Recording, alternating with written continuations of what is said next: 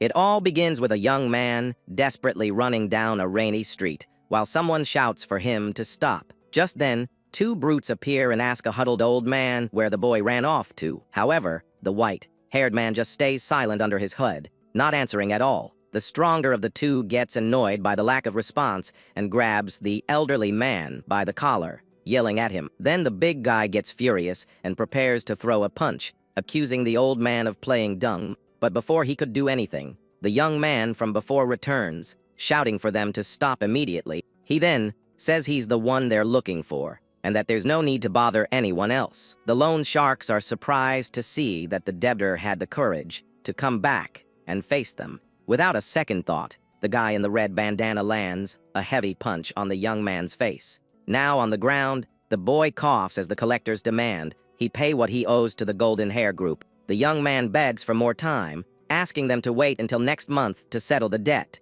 The loan shark lifts him by his shirt and threatens to wreck his house if he doesn't pay up soon, and the young man asks for a few more days. The thug isn't interested in negotiating, so he throws the protagonist to the ground with force. With that, the collectors decide to leave, abandoning the debtor in a puddle of water. Down and all beaten up, he thinks that he can't let them go because Mai is still at home. In an act of desperation, he gets up and attacks the brute from behind with an object he found on the ground. However, he's easily taken down again and falls to the ground while the loan shark complains about his persistence. Suddenly, a luxury car screeches to a halt on the wet street, drawing everyone's attention. Next, a man gets out of the vehicle while someone holds an umbrella for him so he doesn't get wet. To the protagonist's surprise, the one who steps out is the boss of the golden hair group, and he's with a woman named May. The young man is completely shocked and asks the woman what she's doing there with that man. She coldly replies not to call her that and reveals that her new boyfriend is the young master's son. Desperate, he yells that it can't be true, as they've spent the last 10 years together. At that moment, the girl's mother appears and calls him shameless, saying he held her daughter's life back. On his knees, the young man questions her and remembers he took money from loan sharks for her heart surgery. But the ungrateful mother-in-law says that no one told him to get the money and that her new son-in-law gives much more expensive gifts. The ex-girlfriend adds that the choice was his, as he always promised to do anything for her. Protagonist argues that he supported her through college and even mortgaged his house for her to open a design studio. Angrily, the woman slaps him, calling him a loser and saying her daughter now belongs to someone wealthy. Then, a bolt of lightning cuts through the dark sky, as if representing the end of everything for the poor guy. Master Son approaches and tells Lin Yuan to know his place and pay the debt before disappearing. The young man just remains silent, completely devastated by the double betrayal he just suffered. He then trembles with rage upon realizing that his 10 years of love and the favor he did were worth nothing. The gang leader tells the woman and her mother to get in the car, and they both readily agree. As they drive away, the ex-mother-in-law even comments that just looking at the debtor's face brings bad luck. The henchmen then grab Lin Yuan and ask their boss what to do with him, and the leader tells them to follow the rules. The brute with the bandana gives a malicious smile to the master and confirms he got the message. And then, a scream of pain echoes through the dark, rainy alley, showing that something terrible happened. The loan shark with glasses warns him that the injured leg is the interest, and if he doesn't pay by next month, it will be even worse. With that, they leave, leaving the young man passed out in the rain as the hooded figure approaches. Lying on the ground, the young man tells the old man to leave, so he doesn't get involved in his problems. But the elderly man just smiles and tells the boy not to lose heart, as there's still time for everything. The protagonist then vents that his girlfriend left him, and now he's drowning in debt. At that moment, he feels a notification on his phone and is intrigued by what it could be. He then takes the phone out of his pocket to check the message he just received. To his surprise, the screen shows a deposit of 1 million yuan into his bank account. The young man is in shock with the phone in his hand, wondering if he's seeing things. The debtor then thinks it's too much of a coincidence because he actually wished for 10 million, and as if by magic, a new notification appears with another 10 million yuan. Celebrating, the young man gets up, shouting that the day of his comeback has finally arrived. However, his celebration is cut short by the pain in his leg, and the old man offers to help. At the hospital, an arrogant guy looks at them with disgust and complains about the smell coming from them. The receptionist informs them that the medical fee is 50,000 and a standard room costs 10,000 per day. Upon hearing the price of 10,000 per day, the young man is shocked and says he won't be admitted. At this, the receptionist gets furious and accuses him of pretending to be rich without having a dime, but he just cracks a confident smile because now the situation is very different. With a grin, he places a card on the counter and says he wants the best room in the hospital. The woman is still suspicious and takes the card, thinking he's just fooling around. But when she swipes the card, her eyes widen in surprise at the result of the transaction. Her expression changes instantly, and she calls him Mr. Lin, promising to take care of everything. Now in the VIP room, the young man receives first-class treatment with massages and special care. In addition, he enjoys gourmet meals specially prepared for his recovery. With all this care, his injured leg gradually recovers without any complications. The nurse then informs him that he is fully recovered and can be discharged from the hospital. Completely renewed, he leaves the hospital with a confident posture alongside the old gentleman. At that moment, he remembers the betrayal and swears he will get back everything he lost to his ex. Outside, he thanks the elderly man and tries to give him a card as a form of payment. But the protagonist insists, saying his luck changed thanks to him and that he considers him his benefactor. Suddenly, a streamer passing by sees the scene and decides to get closer to record the situation. Just then, the elderly man falls to the ground, and the streamer's chat tells him to help. However, the content creator hesitates, thinking it might be a scam to get money from him. Without a second thought, the young man shoves the streamer aside and runs to help the fallen elderly man. He puts him on his back and carries him into the hospital, while the chat praises his actions. The old man then thinks to himself that he knew he hadn't misjudged the young man's character. Quickly, the protagonist takes his benefactor to the emergency room to be treated. The doctor informs him that the patient had a cerebral hemorrhage and needs urgent surgery. Determined, the young man says the old man's life is important and that he will pay for all the expenses. With that, the doctor confirms he will handle everything and takes the patient to the operating room. The doctor watches the young man walk away and thinks that money makes people more courageous. While waiting, the protagonist stands outside the hospital with a confident look. The young man reflects that the feeling of having no money problems is simply incredible. He now walks confidently through the city, knowing he is no longer an indebted loser. Suddenly, he hears someone shouting from a building for him to pay his overdue rent. Next, a picture frame is thrown from the window and shatters on the ground right in front of him. The broken object reveals a photo of him as a child with his parents, smiling happily. Carefully, the young man picks up the picture frame from the ground to save his family's photo. He looks at the picture with a serious and determined expression on his face. An acquaintance approaches and warns him that the landlady is furious and looking for him. The friend finds the protagonist's calmness strange and wonders since when he became so composed. Upon arriving home, the owner of the property greets him with a broom in her hand. Yelling at him, the woman threatens him, saying he's not leaving until he pays the 3 months of rent. She then complains about her bad luck for having a deadbeat and broke tenant like him.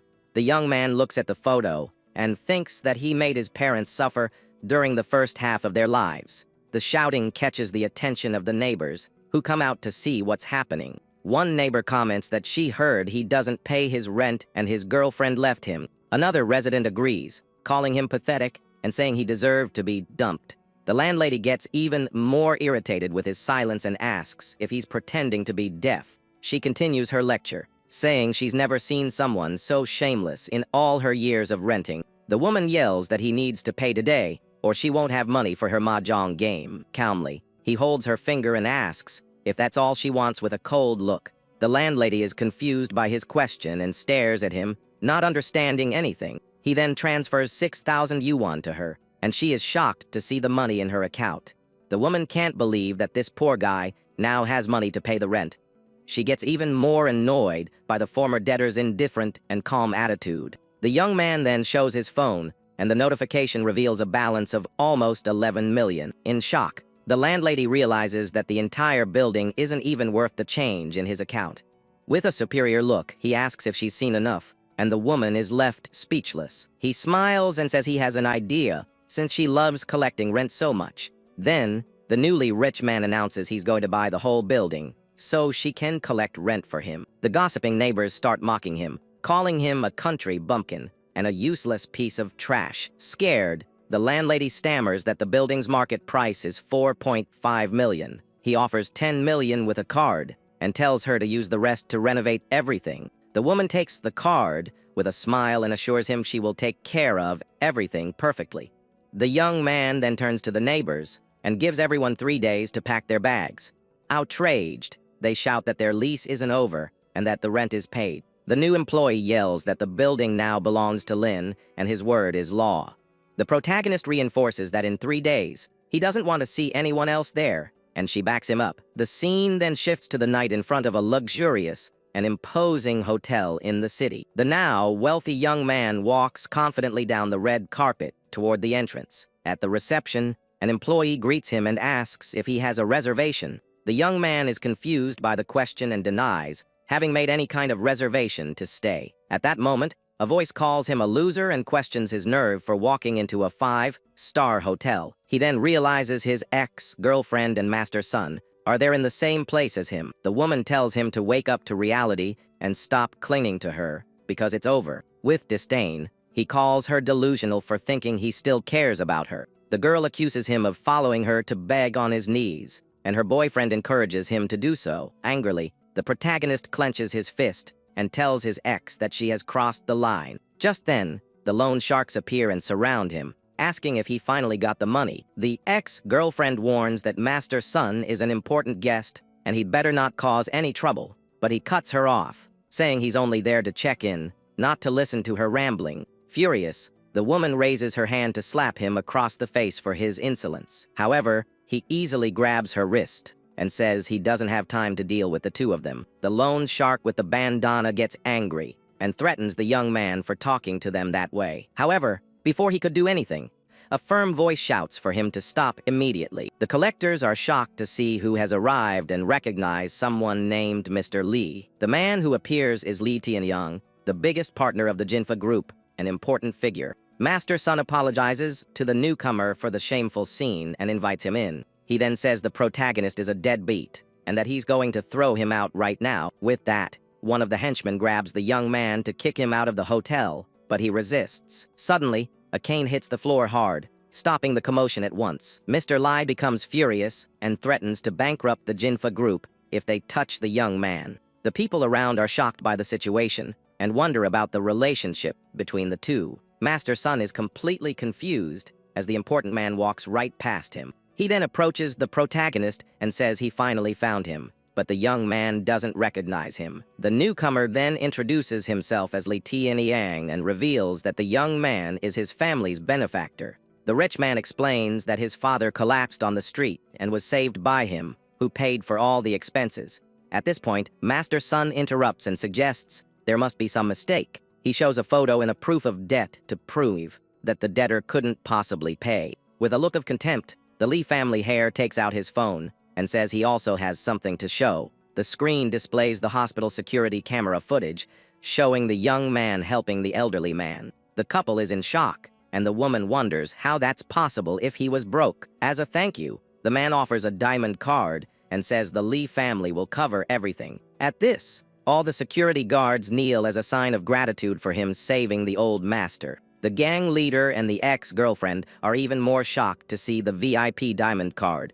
Someone in the crowd comments that there are only 3 people in the world have that card. The protagonist refuses the gift, saying that saving people is the basic thing to do and that he will handle his own debts. He then gives a confident smile, showing he is determined to solve everything himself. But the old man's son insists, offering the card as a gift between friends. The security guards then kneel again and ask in unison for Mr. Lin to accept it. Awkwardly, the young man accepts the gift to avoid more trouble, and the man is pleased.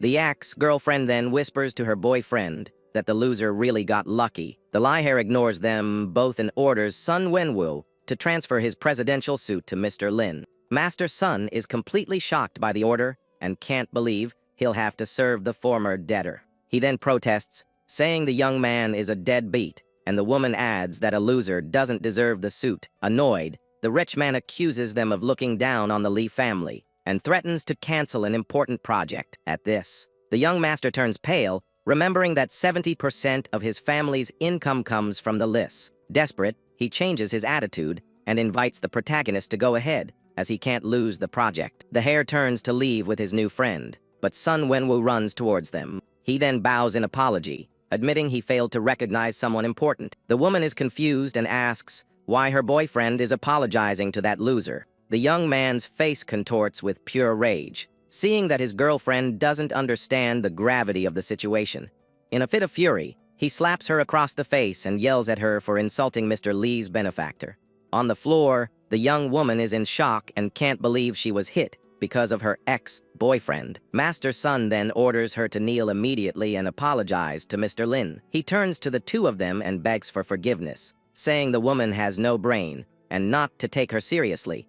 The protagonist cuts him off and warns that it's enough for now, as their scores won't be settled in a single day. The other young man agrees and says goodbye politely, inviting them both for breakfast. With that, the former debtor and his new friend enter the elevator, and the doors close in front of the couple. Alone in the hallway, Sun Wenwu swears with hatred in his eyes that he will remember the humiliation he endured. The next day, the protagonist receives a transfer of 130 million and goes to buy a new car. In the presidential suite, the hare asks if his new friend is satisfied with everything, and he confirms. With a smirk, the rich man gives a mysterious order and says to serve the protagonist well.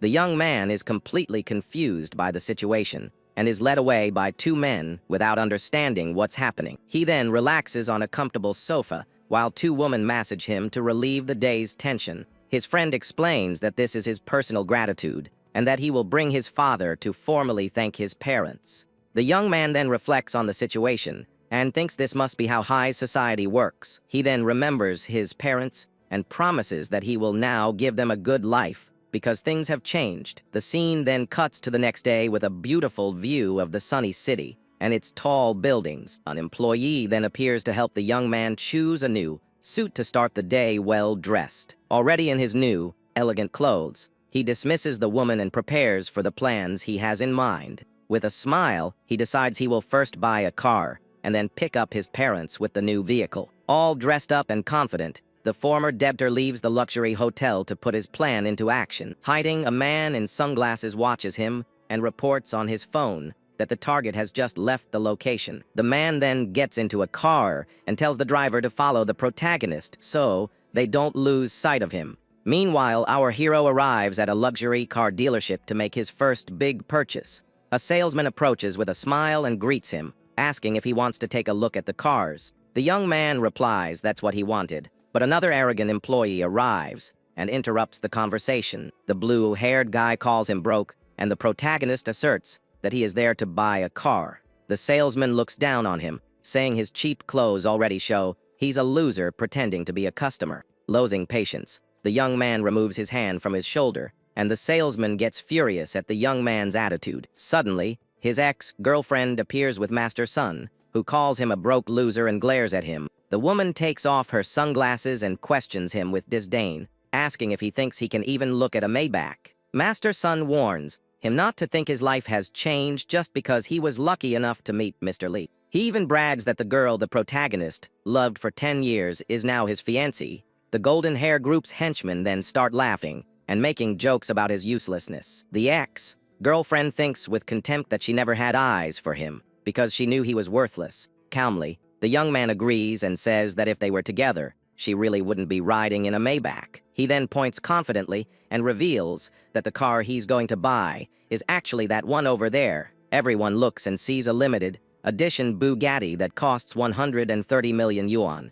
The arrogant salesman starts laughing and gives the protagonist 5 seconds to get out of there immediately, but he ignores the idiot and hands his card to the first salesman, telling him to handle the sale. The employee then takes the card with trembling hands and swipes it in the machine to close the deal. To everyone's shock, the screen shows that the transfer of 130 million was successful. The blue-haired salesman turns pale, wondering how that loser got so much money. At that moment, the clicks of the store manager's heels echo through the showroom as she approaches angrily. She then slaps the arrogant salesman and calls him a fool for insulting the owner of the Bugatti.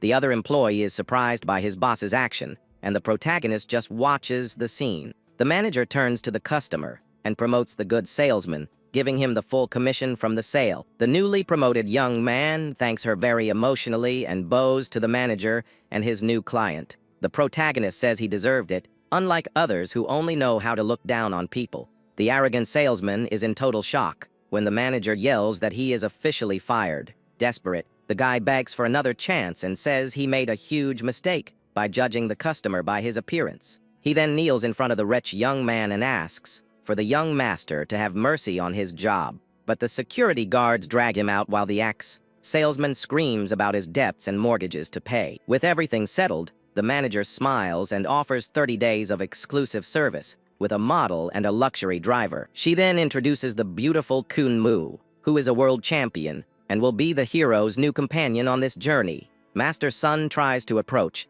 but the security guard stops him, warning that only Bugatti owners can speak with her. Furious, the frustrated rich kid thinks that the protagonist only got all this because of the Lee family's influence. The next day, the new millionaire arrives in his old village, driving the supercar alongside the elegant driver. He waves to two old ladies resting in the shade, and the women are astonished to see who has returned home. They then ask why his ex-girlfriend didn't come, and who this beautiful young woman accompanying him now is. With an elegant smile, the model introduces herself to the aunties, revealing she is just the rich young man's private driver. The young man calmly says goodbye and informs them he's going to visit his parents, while the neighbors are left speechless. As soon as he walks away, the gossips start talking badly, saying he must be pretending to be rich just to show off. Arriving in front of his house, the protagonist remembers how simple but very honest life was in that old place. Suddenly, a loud shout from inside the residence breaks the silence, and someone threatens to strike a defenseless old man. The hero feels his blood boil upon hearing a bully's voice, intimidating his family inside their own home. Upon entering, he sees a brute grabbing his father by the collar while his mother cries desperately on the living room floor. The man tries to defend himself, saying he only bumped into a tree seedling and the amount they're charging is a ripoff. But the thug yells that the plant was a very expensive imported pine tree and demands 100,000 yuan for the damage immediately. His accomplice suggests taking everything of value from the house, while the bald villain smiles with evil in his eyes.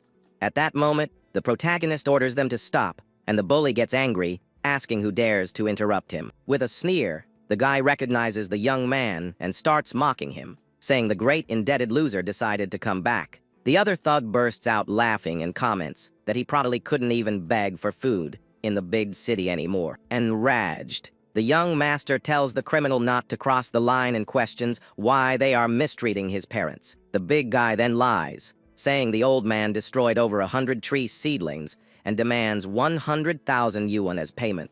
The hero's father tries to explain that the cameras prove his innocence, but the scammer claims the devices are broken. Then, the bald man mocks the family's financial situation, claiming that poor people like them would never have that much money. With ulterior motives, the villain shows a house transfer contract and tells the man to sign it to settle the supposed debt. Desperate, the parents cry as they realize the wrongdoer wants to leave them without a roof over their heads with this absurd blackmail. In that instant, the young man glares at the enemy with hatred and states he has been oppressing the villagers for too long. The bully just laughs at the threat and wonders if the former debtor really thinks he became someone important out there. Suddenly, the sound of heavy footsteps echoes through the place, indicating that the gang brought backup for the trouble. Surrounded by several henchmen armed with bats, the hero is told there will be no more talk, and that today he will suffer the consequences. With a dark expression, the protagonist warns that the day of reckoning has finally come for everyone present. Without hesitation, he lunges forward and lands a powerful punch on the leader's face to unleash all his pent-up anger. The bald man spits out a tooth and goes crazy with rage, ordering his men to finish off the young man without any mercy. Suddenly, the beautiful driver enters the fray and prepares to fight against the brutes who are charging forward. With swift movements, the woman lands a precise kick to the chin of one of the attackers, leaving him completely dazed. At that moment, she demonstrates incredible combat skills and begins to take down all the thugs with acrobatic moves. Outside, the neighbors hear the fight and comment that the Lin family is in real trouble this time. Then, the front door is busted open with a loud bang, startling everyone nearby. To everyone's surprise, the thugs are thrown out of the house one by one, leaving the neighbors in shock. With a bruised face, the gang leader threatens the young man, saying their revenge isn't over yet. With that, the bullies flee with their tails between their legs while the protagonist watches with contempt.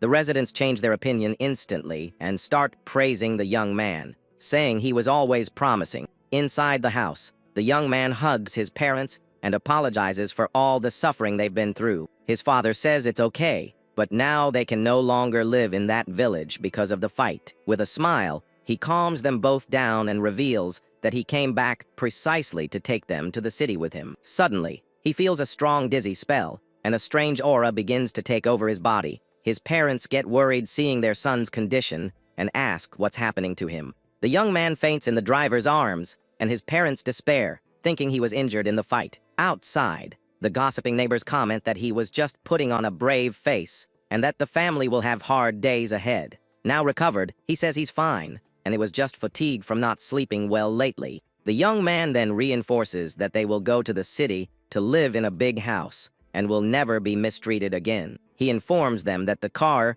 is at the village entrance, and that they can leave whenever they wish.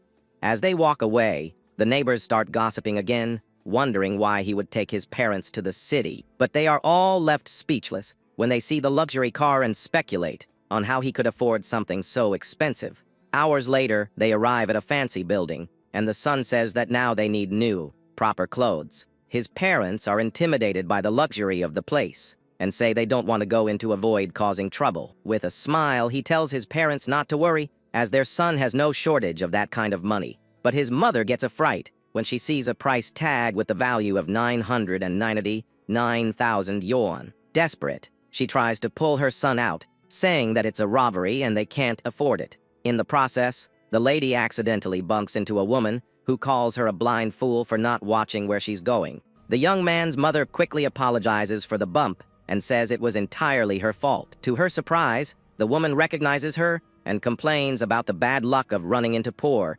deadbeat relatives. Mrs. Lin is confused by the treatment and asks what the other woman means by that insult. The ex-mother, in-law, tells her to know her place and stay away so she doesn't get her designer clothes dirty with the smell of poverty.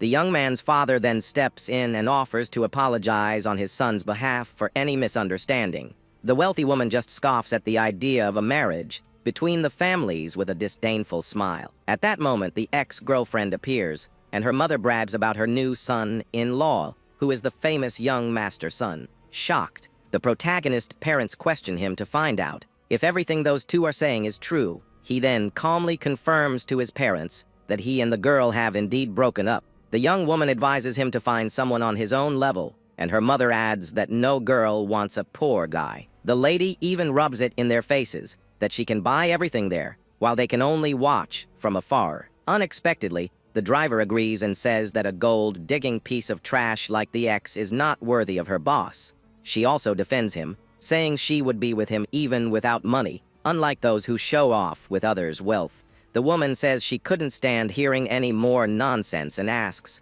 if Mr. Lin wants to keep listening to that. With that, the young man takes out his card and tells the saleswoman to pack up everything in the store for his parents and his companion. The employee is in shock and stammers that the bill would be at least 8 million yuan and asks if he's serious. The ex-girlfriend doubts it and says he's lucky if he has 800 yuan in his account and that he's just pretending to be rich. But to her astonishment, the machine confirms the payment of 8 million yuan without any problem. The ex-mother-in-law accuses the young man of using a credit advance, but the saleswoman defends him, saying it's a black card. The woman then says he must be using Mr. Lee's card, and the protagonist decides to open her eyes for good. With a smile, he announces for everyone to hear that he's going to buy the entire store to end the argument. The employee turns pale and informs him that the store costs 100 million, and the lady yells that it's impossible for him to have that much money. He then says he's sorry to disappoint her,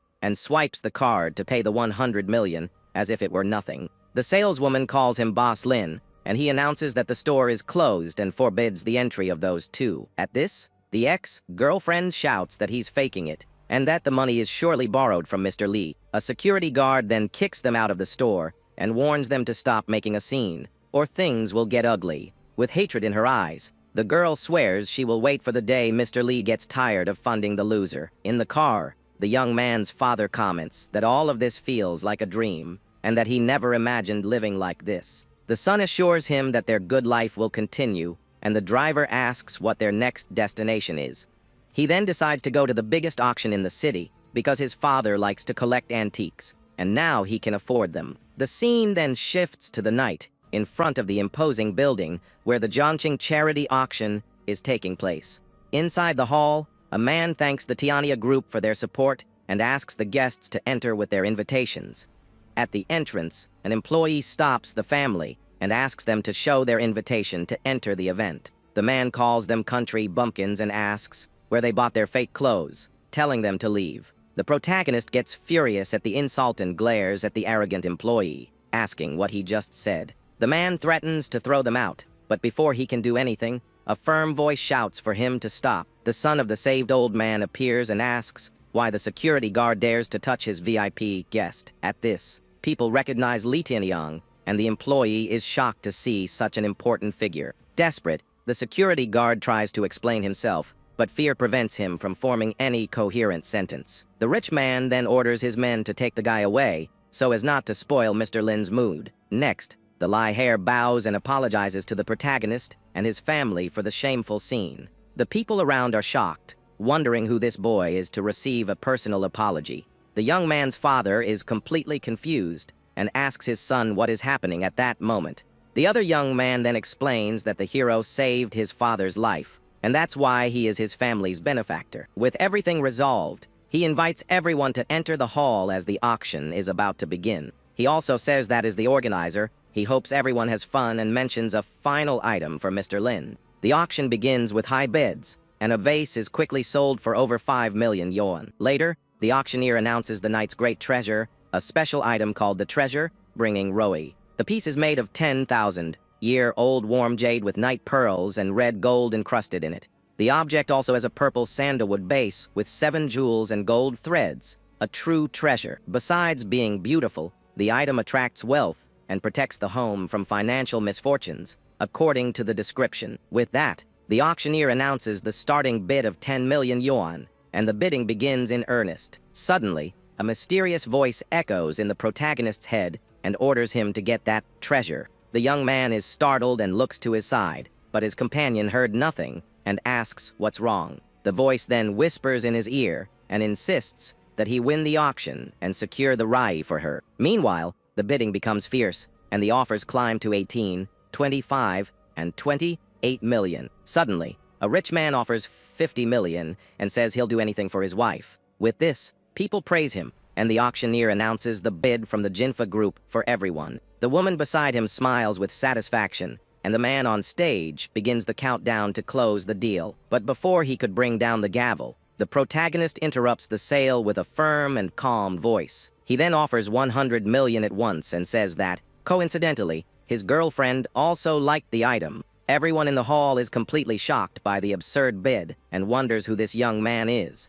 The auctioneer warns that, according to the rules, bids over 100 million require an on-the spot asset verification. Unfazed, the young man agrees to the rule and authorizes the verification of his assets for all to see. The big screen then displays a balance of over 900 billion, and everyone realizes he's a hidden tycoon. Next, the auctioneer asks the other competitor to also show his assets to continue in the bidding. To the rich man's shame, the screen shows that he only has 90 million in his bank account. The man on stage then informs that young Master Sun's limit is not sufficient and removes him from the auction. Outraged, he stands up and protests, saying that is only part of his assets, but he is reprimanded. The man is left speechless and can only break into a cold sweat from the shame and anger he's feeling. His companion tries to calm him down, saying the loser only got that because of Mr. Lee and that it won't last. With that, the gavel falls, and the auctioneer announces that the treasure, bringing Raui, now belongs to Mr. Lin Yuan. The Lee heir congratulates him and invites him to a VIP room to rest for a bit, and the young man accepts. Once there, the CEO of another group introduces himself and hands his card to the new tycoon in town. Upon holding the Roi, the protagonist feels a strange presence, and a mysterious shadow appears in front of him. Suddenly, The artifact begins to glow intensely with a powerful light in his hands. Suddenly, the young man feels a terrible headache and groans in pain as everyone gets startled, and someone yells to call an ambulance urgently. Just then, the young man realizes he's floating in a dark space and wonders where he could be and if he might have passed out. With his vision blurred, he puts a hand to his face to shield himself from a bright golden light that begins to fill the area. Before him, the energy transforms into a huge, shining golden tunnel, leaving the young man completely shocked by the scene. Soon, a giant entity dressed in red reveals itself, declaring it is the ninth god of wealth of the three realms. Completely astonished, the protagonist breaks out in a cold sweat as he repeats the deity's title, unable to believe what he was hearing. At that moment, a light fills the young man's chest as the entity warns that a great financial tribulation is approaching.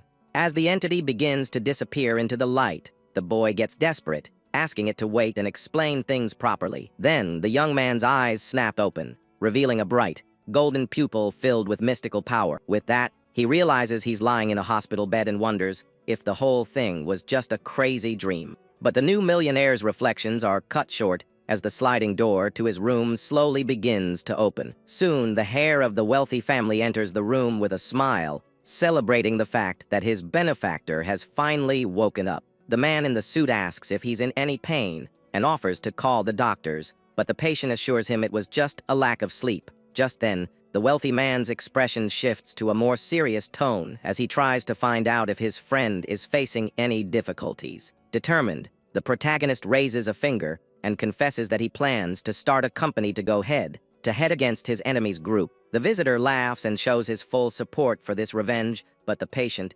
sweating nervously, tries to explain it's not just personal anger. The boy then argues that those predatory lenders ruined the futures of many young people, and that he wants to give those people a new chance. Impressed by the young man's nobility, the heir places a hand on his chest and swears he will do everything to support this grand project. With that, the young man asks for a favor to help with the legal registration of the new corporation, and the man in the suit promptly asks what the name will be. With a confident smile and a faint golden glint in his eyes, the former debtor declares that his corporation will be called the Chishin Group. Meanwhile, the scene shifts to dawn in the city, showing the luxurious, sunlit main office of the enemy group. On the couch, a man with a mustache laughs as he reads the news, finding it ridiculous that the young man wants to start a company to help the poor. He hugs the girl and scoffs, saying the project is a cheap copy and that the boy just lives in a fantasy world. Suddenly, his eyes widen behind his glasses as he sees an important update that leaves him completely stunned. The phone screen shows that the Chishin Group has been officially founded, and the protagonist has already become the new president of the Federation. The scene changes to a large auditorium, where a press conference is taking place with many important people present. A reporter with glasses questions if the president isn't afraid of losing money, since these social projects are high risk. The young man responds firmly that his biggest fear is seeing people give up on their dreams for lack of money, not financial loss. With a confident smile, he states that as long as the project helps people, he can endure any short-term risk. Then, a female reporter stands up and asks if he has considered the problem of the barren southern mountain, which is considered a hot potato. The audience begins to whisper, saying that place is a money pit, and whoever gets involved there ends up going bankrupt and failing miserably. But the protagonist remains unfazed, declaring that it's not a problem, but an urgent social issue that needs to be resolved. In front of all the cameras, the new millionaire announces that his group will invest heavily in the development of that barren mountain. This causes an uproar, and all the journalists rush to ask questions about the capital and the timeline for the project to begin. Meanwhile, night falls on the city, and we return to the rival group's luxurious office, where the atmosphere is one of pure mockery and envy. The villain laughs loudly with his lover on his lap, saying that investing in that mountain is proof that the boy has no grip on reality. The woman smiles in agreement as the man says that loser loves to live in fantasies and is going to fall flat on his face very soon. His gaze turns dark, and he mutters that he wants to see how many days his rival's little game will last before it all comes crashing down. Back at the hero's group, we see a serious meeting in the conference room, where the mood among the new partners is quite tense. The wealthy friend is worried, warning that the mountain is a nightmare where 5 waves of investors have already gone bankrupt in the past. On the table, the project document shows the frightening numbers, with losses in the hundreds of millions, making the scale of the risk clear. The young man orders his assistant to contact the experts immediately and demands a full report on the area in just 3 days. Just then, his wealthy friend appears with a folder and hands over the contact for the best construction team in the city to help with the endeavor. The very next day, an impressive fleet of yellow excavators gathers at the mountain's entrance to begin the heavy construction. With that, the workers start drilling into the rocky ground with jackhammers and analyze the blueprints to transform that arid place. The scale of the project quickly becomes gigantic, with conveyor belts and trucks moving tons of earth without stopping for a single second. A week passes, and the protagonist's phone buzzes, notifying him of a bank transfer of nearly 9 million that just came in. Suddenly, the office door flies open, and the beautiful secretary rushes in, flustered and out of breath, calling for her boss. Sitting calmly at his desk, the young man finds her panic strange and asks what happened that was so urgent. The employee then quickly extends her arm and hands him her cell phone so he can see the bombshell news with his own eyes. On the screen, a sensational headline calls the investor a fool and says the mountain project is a total failure with no return. In addition, the television shows a reporter live on the scene,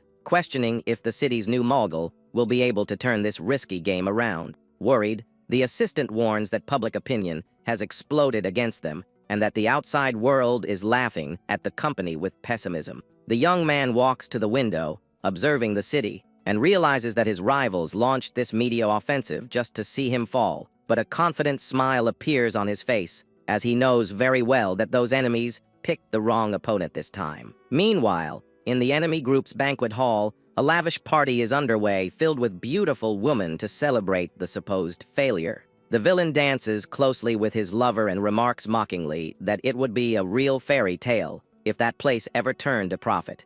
With a malicious and venomous look, the mustached man suggests that the party is actually an early funeral for his rival's project. Excited, he raises his arm and announces to all the guests in the hall that he will be paying for all the expenses of that night of partying. However, the celebration is abruptly interrupted when the cell phone in his pocket starts ringing insistently, demanding his attention. When he answers, a voice on the other end of the line asks where he's been, as there are important people waiting for him at that moment. Just then, the villain is shocked to hear the bombshell news on the phone and questions in disbelief what he was just told. Consumed by fury, he violently throws his cell phone on the ground, shattering the device in front of all the guests. Seeing this, his lover tries to calm the playboy down, asking the reason for so much anger, but he seems to be beside himself, with veins popping on his face. The mustache man loses his temper and rudely yells for her to get out of his sight right now.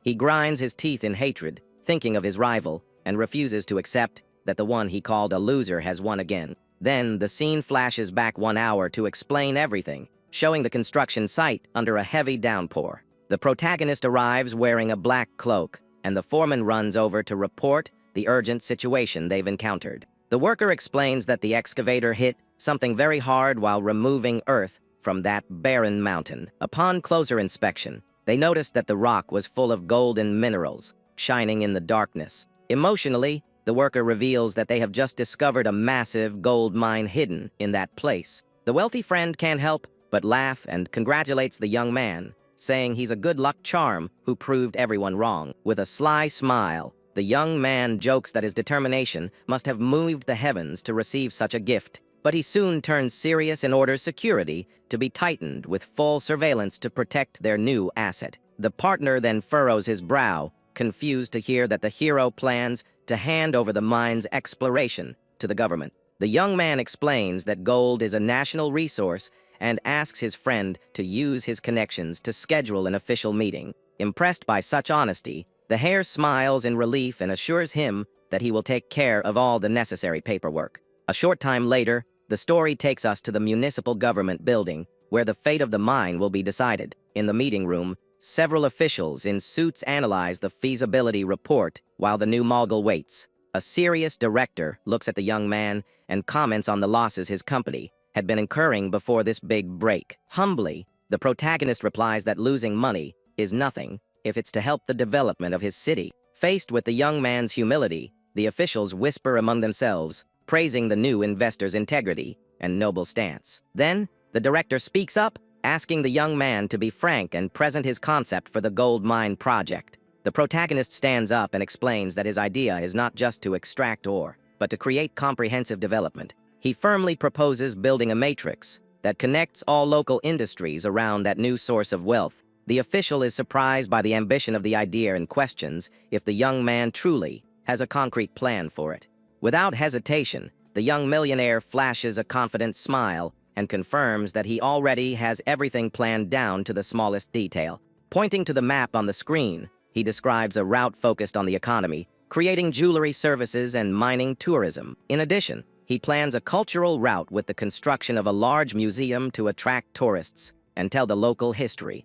The project also includes ecological trails and cultural zones to promote the customs and architecture of that region. To conclude, the young man offers to lead the development and cover all initial costs out of his own pocket. He even guarantees that after generating revenue, he will reinvest all profits into public welfare projects.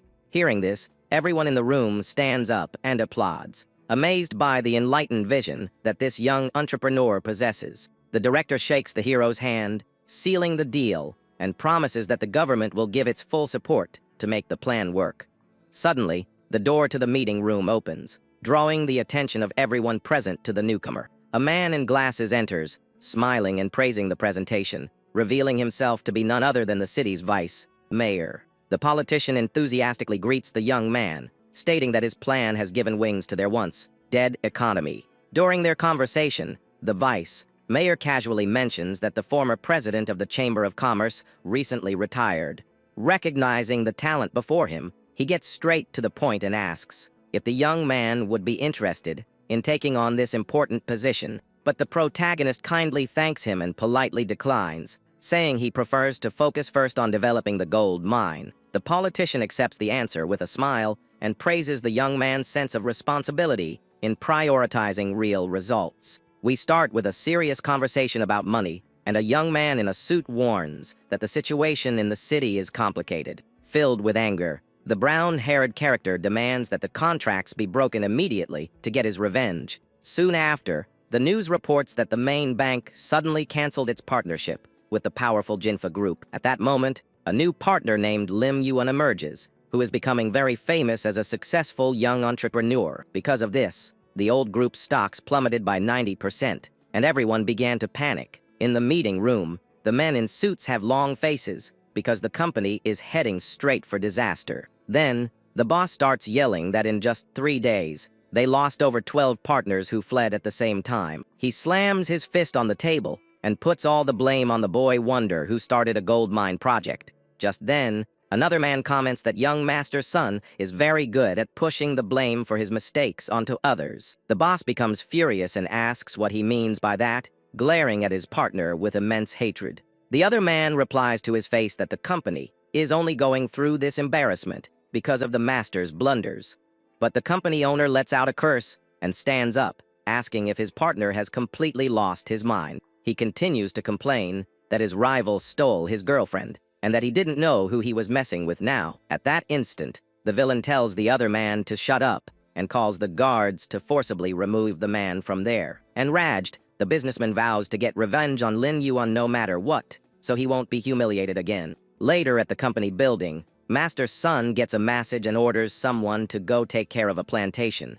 With a wicked look, he hands over a device to jam signals and tells his henchmen to handle everything carefully. He also hands over an envelope with a fake report and tells the employee to take care of the people at the agency. During a night of heavy rain, we see a truck and several figures near a field using a long hose. A few days later, a crowd shows up at the mountain construction site, shouting for the protagonist to come out and give an explanation. A reporter appears in front of the cameras, warning that the Chishan Group's construction is polluting the region's land. Soon after, she interviews an elderly woman who cries, saying their entire crop was lost and they have no way to eat. At that moment, an furious man shouts that the company has given no response and that they will take the case to the government. With that, the residents begin to demand justice and ask that the young entrepreneur Lin Yuan face severe punishment immediately. Meanwhile, at the Jinfa company building, the villain gathers all the city's press to spread more lies to the public. He gets on stage and says he hates companies that don't think about ordinary people and only seek profit at any cost. Then,